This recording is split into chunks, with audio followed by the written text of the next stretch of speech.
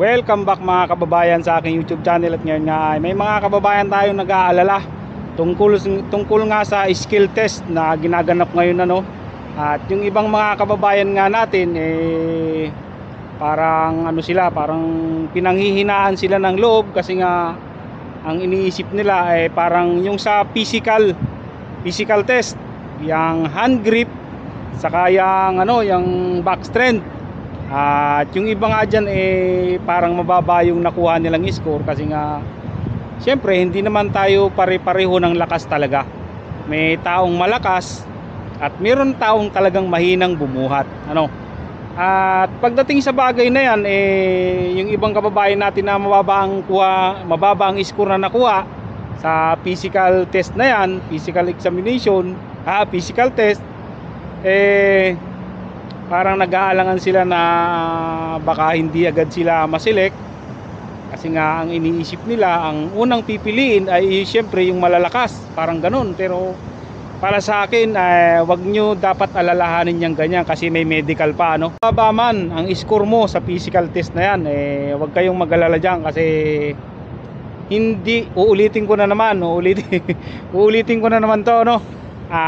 uulitin ko, hindi pare-pareho ang mga employer dito, ang mga Koreano sa pagpili ng kanilang tao.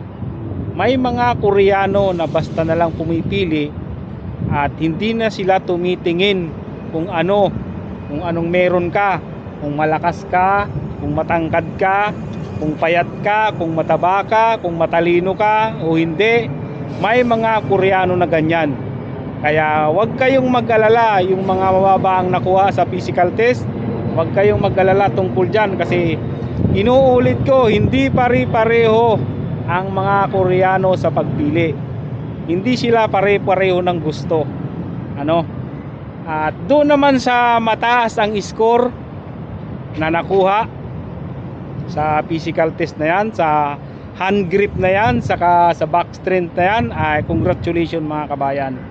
Pero inuulit ko, walang sino ang makapagsasabi kung sino ang unang makakaalis.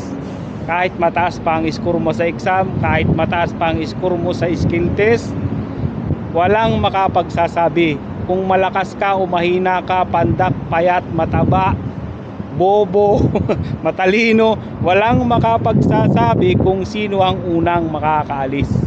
Okay, dito na tayo sa malakas, yung matataas ang score na nakuha sa physical test.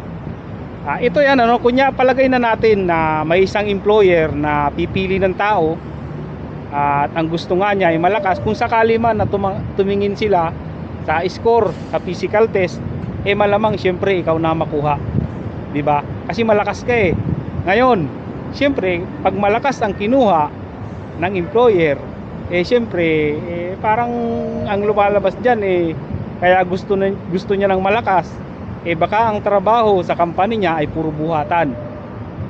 Yun ang advantage dyan. Syempre kukuhanin ka kasi malakas ka.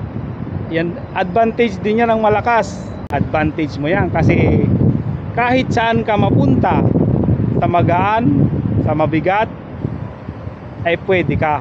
Ngayon dito tayo sa mahina, sa mababa ang score. Siyempre mahina, kumbaga mababa ang score mo sa physical test, sa back strength, saka hand grip niyan.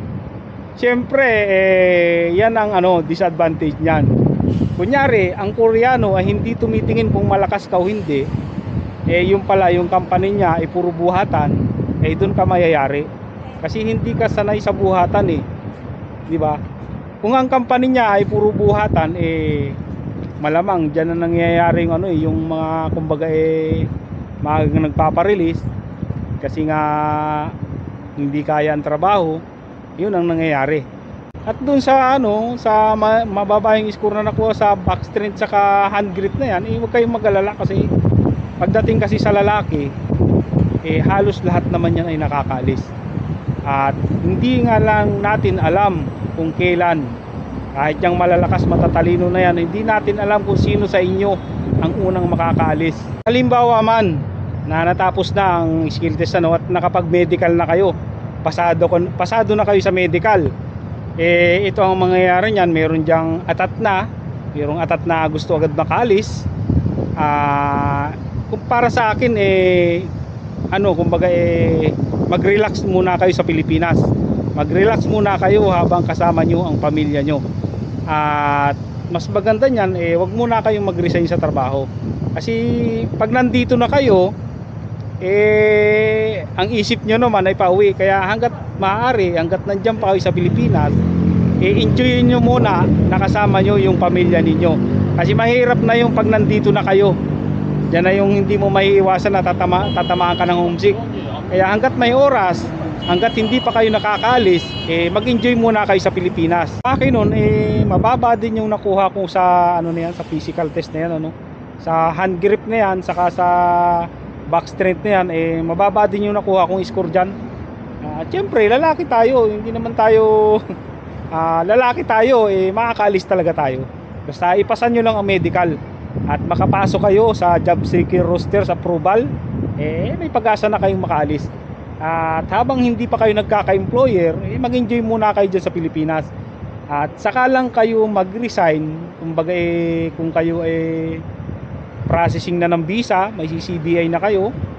At ang mahirap kasi dyan yung yung 5 days na training sa sa DMW. Kung ikaw ay nagtatrabaho sa pabrika, malamang hindi naman sila papayag na basta-basta ka na lang mag-leave ng 5 days kaya mahirap din.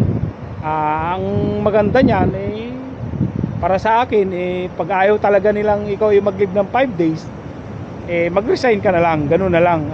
Kumbaga ang pag-apply talaga dito is sugal. Talagang kailangan mong sumugal. Hindi naman lahat ng trabaho dito sa South Korea ay puro buhatan. May mga trabaho din dito na magagaan. Katulad na lang ng napasukan ko dito sa South Korea, magaang talagang komportable ang katawan ko. At kahit mababa lang yung nakuha kong score noon sa physical test, sa back strength na yan, saka sa hand grip na yan, kumbaga napapunta ako sa dapat kong papuntahan. Ganun lang yun. Kaya wag kayong mawawala ng pag-asa. Kung matagal kayong bago makalis, wag kayong mainip. Kasi ganun talaga ang pag-apply dito sa South Korea. May matagal makalis at merong mabilis. Ganun talaga dito. Yan lang muna sa akin mga kabayan. Maraming salamat sa panonood at sana may natutunan kayo sa video ko ngayon. At magkita-kita ulit tayo sa susunod ko na upload ng video. Bye bye!